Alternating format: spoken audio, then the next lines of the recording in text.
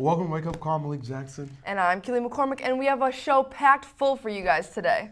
We have a political interview. We'll be talking about KU basketball, a big win over Kentucky. That's right, and even Kim K, somehow she's made it into our news once again. And we have a surprise for Keely. So let's get started. Oh.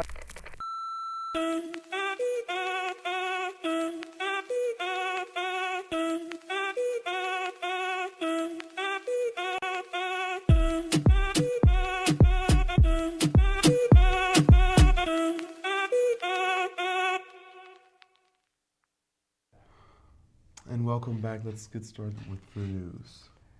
We start off with some sad news today with the shooting that led to the death of 4 people and another 10 wounded and at 7 separate scenes in Northern California.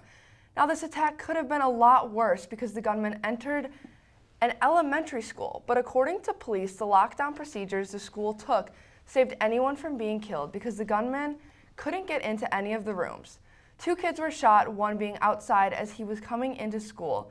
Then the gunman was later killed in a chase with police. Wow, quite sad. We, of course, our thoughts and prayers at Wake Up Call are with the friends and family of those affected by this tragedy. Alrighty, moving along. And last week when we said the dominoes continue to fall in cases where powerful men are finally being taken to task for years of sexual misconduct, we weren't lying. Our next 3 stories are about people who we thought were just all right people. First, the special election Republican candidate out of Alabama, Roy Moore, has been accused of making advances on 5 women while these women were under the age of 18. Now, Roy denies these allegations, but they seem credible. For example, one case Roy Moore said he didn't know who the girl was and didn't know the restaurant she was referring to where the assault happened. Well, to find out, not only did he sign his name in her yearbook, yes, his signature, but he also referenced the restaurant right below where he signed. Now, both Republican leaders of Congress have called Moore to step aside, but Moore defiantly says he's not going anywhere. And Mark Schwann, the creator of the hit TV series One Tree Hill, has been accused of sexual assault by several of his former cast and crew members. Audrey Woodchop was the first to speak up about this issue on social media, followed by 18 other women, including Sophia Bush, Hillary Burton, and Danielle Harris.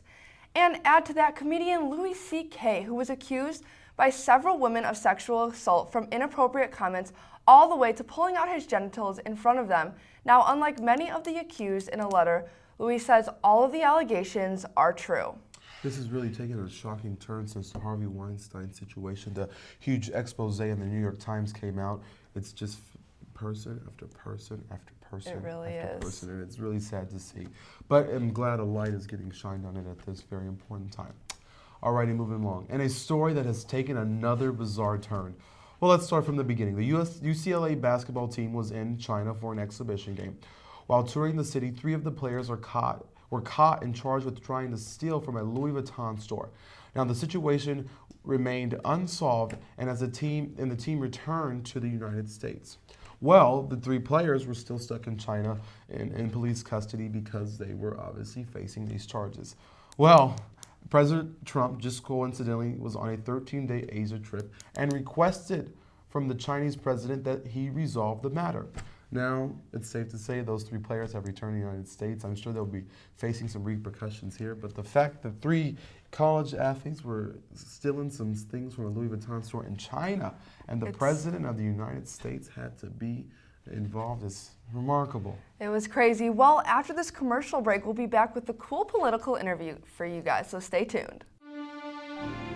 Where you go to college makes a statement about you. This place will become a part of you, your identity for life.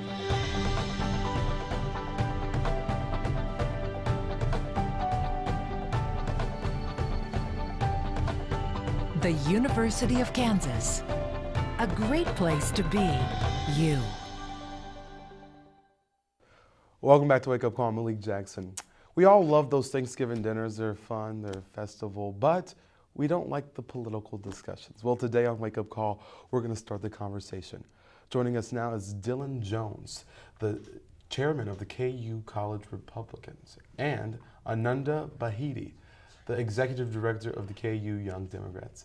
Thank you guys for joining us today. Yeah, of course. Thank you. Of course, okay. So let's start off with the Roy Moore thing. It's kind of a big issue right now. Both leaders in Congress, Mitch McConnell and Paul Ryan, have told him to step aside. But the president hasn't said anything yet. Mm-hmm. What are your thoughts on this? Well, I don't know if the president is really going to pick a dog in this fight, because I don't think it necessarily matters at the end of the day whether he does, because in my opinion and what I've heard from people in the Senate is that if Roy Moore is elected by the people of Alabama, he will be one of the first senators actually removed from Congress since 1864, when the Civil War Confederate sympathizers were removed. So I think, in my opinion, it's kind of a moot point, just because I think at the end of the day, he won't get a chance to serve in the United States Senate. I actually think that the Senate will do what's correct and remove him, because in Alabama state law, it's actually impossible to remove him from the ballot.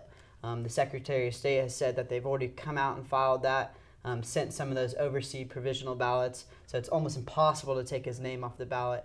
And I think that, in the end of the day, the Senate's going to end up removing him.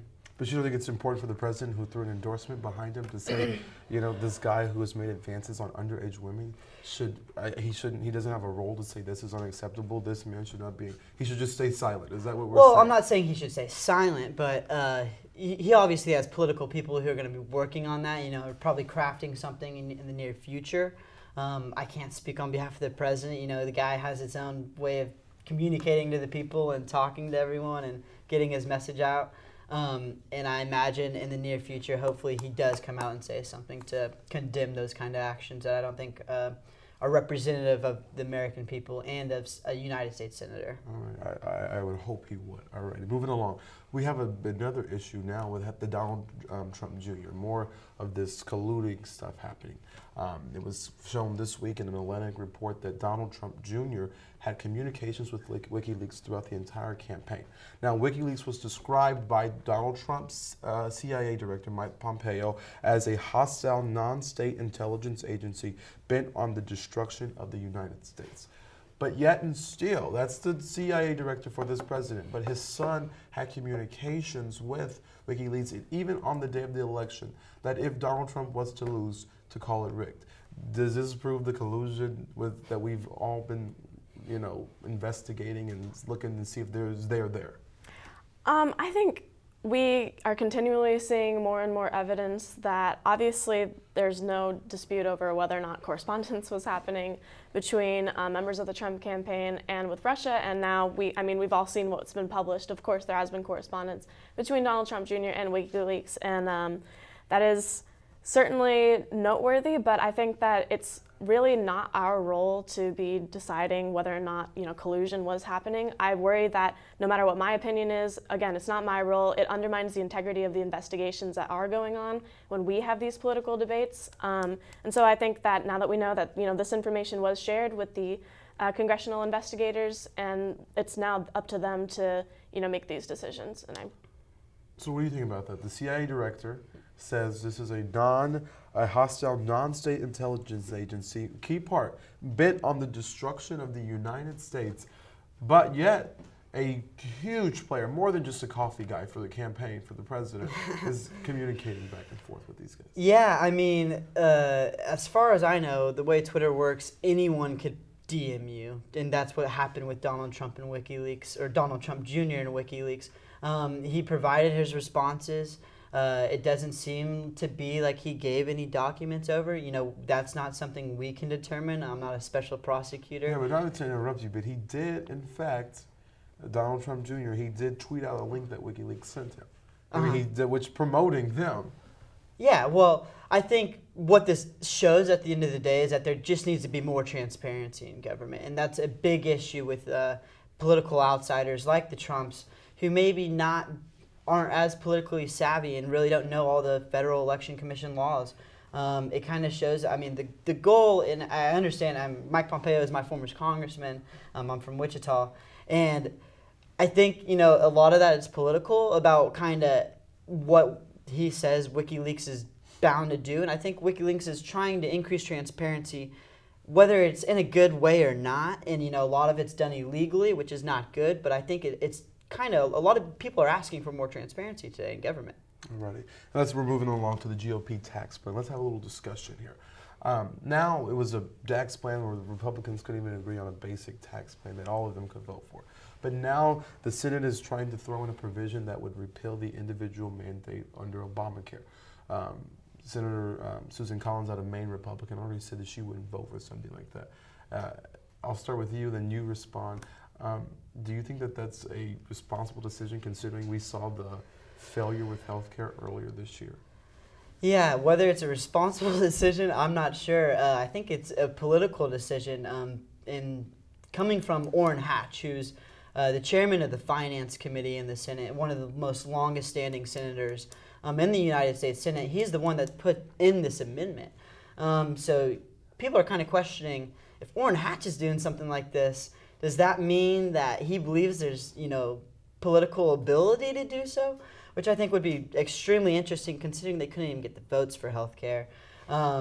Which, I think right now, in my opinion, the GOP should focus on what they went to D.C. to do, and that's cut taxes and then hopefully fix Obamacare, and instead of continually undermining it like we've seen them do. Yeah, and I might add that this provision in the tax bill would take 13 million people off of health care.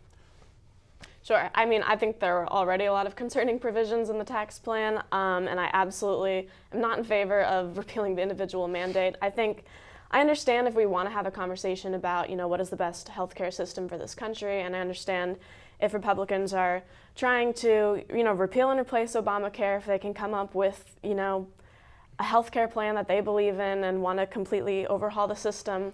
I, again, do not agree, but I understand where they're coming from, but this is the worst possible way to do it. To repeal one part of it, the individual mandate, that will destroy the entire system that we have in place.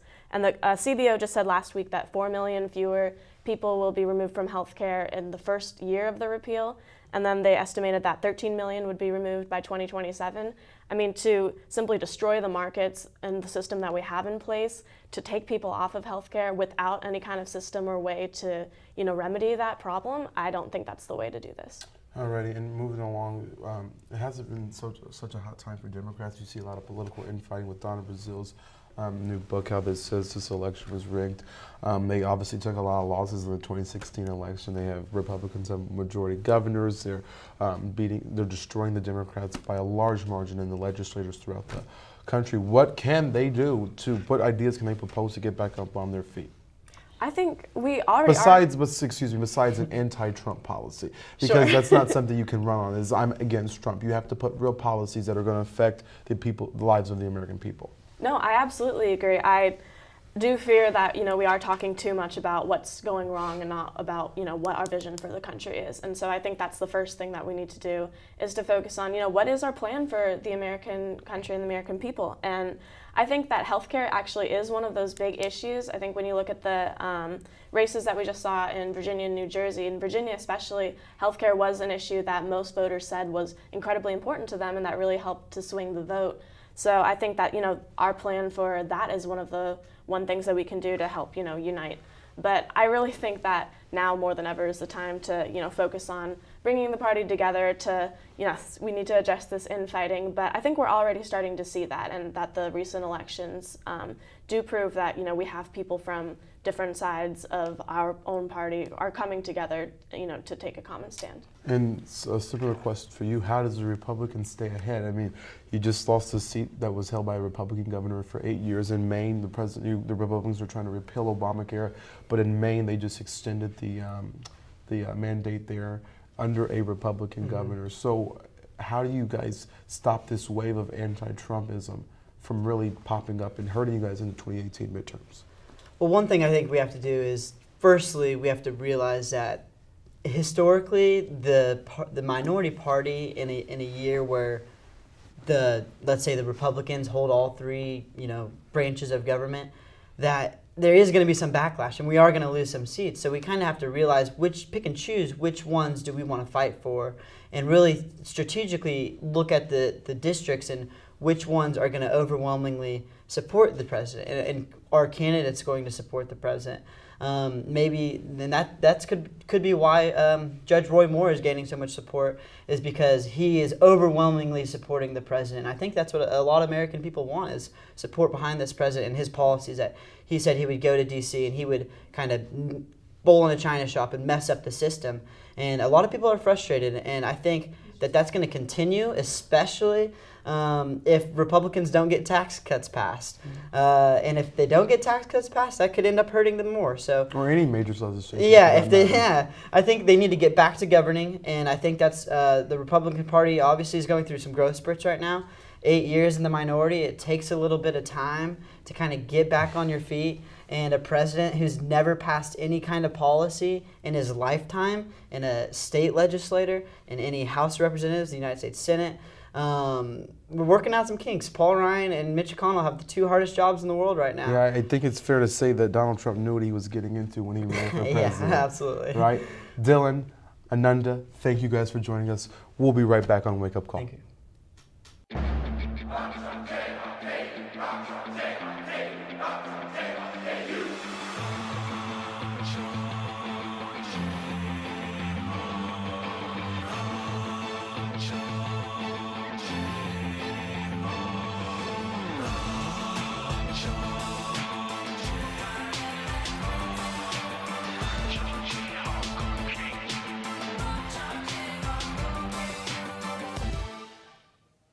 Well, welcome back. That was a great interview from Malik over here. My personal political beliefs are three main things: love, peace, and happiness. And so far, I'm not really seeing that in the political field, but hopefully we can progress eventually. Hopefully. Move towards that. Yeah, we get all these waves in American politics where one decade we're nice to each other, another decade we hate each other. So, maybe we'll find some middle ground soon. Yeah, and hopefully. start actually doing what people elect people to do, to make their lives better. They're not in there to grandstand and talk about what they want to talk about.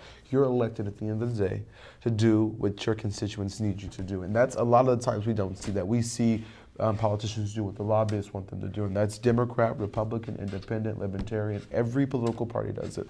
And so until we start working for the people that elect us, or they, I'm not them, until they start working for the people that elect them, then we can always improve that political sphere. Because I think if you talk to most American people, they have a lot of common ground. But then when you get to see the politicians, they hate each other and at it constantly. Right. So it's once you put a name on it, everyone starts to hate and rip on each other. Yeah. So. And moving right along to something more exciting, KU basketball. Last night, favorite topic. We beat the Kentucky Wildcats, the number 7 team in the country, by 4 points in what was a nerve-wracking game. For starters, Billy Preston, one of our new freshmen, was out due to some team violations, so he couldn't play. But man, it was certainly nerve-wracking. It was. And at the end of the game, it was just, I feel like the whole game, we were only up by 2. And so the whole game, I'm sitting on the edge of my seat like, what's going to happen? What's going to happen? And then at the end of the game, I was like, they could score a 3-pointer and take this from us. Take the lead, but because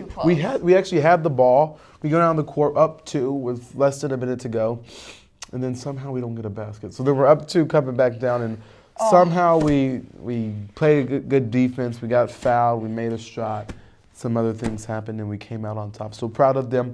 They will actually be back in action this Friday. So they're right back at it at the beginning of the season. But it's always a good way to start the season when you can beat the number 7 team in the country. That's right. I was very nervous. Kentucky's always a big competitor for us and one of our biggest rivals. So I was nervous going into this game just because it's so early on in the season, and we've had some we've still won, but I feel like the past games weren't the best that we've played. So it was really exciting to see us pull out the win and get everyone excited for the games to come. Yeah, and then the game before that, because it is a Champions Classic, so it's a 4-team tournament that they do every year. The number 1 team in the country, Duke, outlasted Michigan State. Yeah, that's right. And it all happened in Chicago, which is just not being biased at all or anything, but it's the greatest city in the world. Don't you guys just wish that Chicago's skyline, though, was just better than Kansas City's? Like, don't you just wish that? Has anyone... Everyone knows that Kansas City skyline's better than Chicago's. I want to talk to someone who's been to both Chicago and Kansas City because I've been several times. Malik's been on a plane once. I'm from Chicago, and I'm driving into Kansas City with Malik. And he's like, wow, look at that skyline. That's my city. I was like, have you been anywhere else? There's Kansas City. I love it. Don't get me wrong. But there is no skyline. Nothing compared to Chicago. So I don't know what this guy's talking about. I don't know. I think it's better, but we got to All right. Well, moving along. Due to time constraints, moving along. That's right. American Idol star Jordan Sparks is not only married, but she's expecting a baby. Wow. Her and her husband, Dana Isaiah, got married in mid-July and are expecting their firstborn in late spring. Jordan said, we're both really excited when she was asked about opening up about the baby. I personally really like Jordan Sparks. Don't really. I mean, I know she won American Idol, but that's about all. She also dated Jason Derulo, which is pretty. We'll go. Right, moving right along. Michael Bublé will be taking the stage once again since his son Noah was diagnosed with cancer in November of 2016. He will be headlining the British Summertime in Hyde Park in 2018, and he's a very good Christmas album. Oh, love his Christmas album. Also, Kim K once again. This is actually a good news segment. So, Kim K decided to donate her time and some goods to a homeless shelter called the Alexandria House to help homeless mothers and children. And we have a little clip from that. This is so cute. Hey, Justine. How are you? Thank you for doing this. Oh my gosh, thanks for having me. It's like so cool.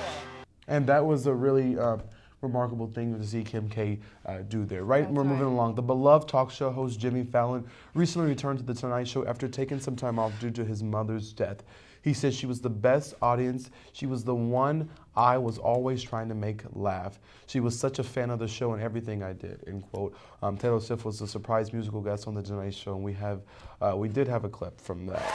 It's good to be back, guys. As some of you know, my mother, Gloria, passed away recently, and I canceled our shows last week to be with my family and make arrangements. She was the best audience. She was the one I was always trying to make laugh, and she was such a fan of the show and everything I did. When we were little, my mom would walk us to the store, me and my sister, and we would hold hands, you know. And she would squeeze my hand 3 times and say, I love you. And I would squeeze back, I love you too. And last week, I was in the hospital at her side, and I grabbed her hand, and I squeezed, I love you. And I just knew we were in trouble, you know. But I feel so grateful to be able to do this every single night, and I'm very appreciative of all the support from all of you that my family received over the past week. We're going to continue to work really hard to bring some light and some laughter into the world. Thank you for watching. Thank you for helping me and my family recover from this loss. Mom, I'll never stop trying to make you laugh. I love you. Welcome back. Well, that was a very sad performance from Taylor Swift and sad time for Jimmy Fallon. But moving along, I got the chance to go on KU's campus and talk to some people about what they're thankful for this Thanksgiving. I'm here on Jayhawk Boulevard talking to KU students about what they're thankful for with Thanksgiving just around the corner. Yes, so I'm thankful for the opportunity to further my education. Poetry and my family and friends. I really miss my mommy, and I want to see her over Thanksgiving break. I'm really thankful for Chick-fil-A. Okay, I'm thankful for this Thanksgiving for all my warm clothes because I'm from Chicago. I'm thankful for attending the University of Kansas, the best university in the world. Thank you very much. Keely's the best. Thankful for my faith in my life. I'm very thankful for my brother this Thanksgiving. I haven't seen him since August when I moved in here to school, so I'm really excited to see him again. Especially thankful for family. You know, it's a nice time of the year to reflect on the family and all the good things that we've had over the years, and I'm thankful KU is still here. I'm here on Wesco Beach with Malik Jackson. That's your name, right? Yeah, that's my name. Okay, now Malik, what are you thankful for this holiday season? My mom, my school, my friends, that hot chocolate over there that's keeping me warm, and wake up call! Alrighty, and welcome back. That was certainly fun to do out there. Keely has her hair up because it's her birthday cake. And here at the studio, we all challenged her to eat the cake without using her hands. So this should be interesting. And before we go, because we'll end the show on this, we want to also say happy birthday to our executive director, Callum Butcher. We love you, man, and all you do for us, and we hope you celebrate accordingly. But Keely, go ahead and eat it without your hands. Let's see how fast you can do this. I have to eat the whole thing? Yeah. That's a lot of calories. Okay, I'll do it for the people, for the fans. Oh my God, this is kind of gross. Oh. I couldn't resist. I had to do it. It's all fun and games. Thank you guys. We hope you have an amazing Thanksgiving break. We'll see you in 2 weeks. Bye-bye.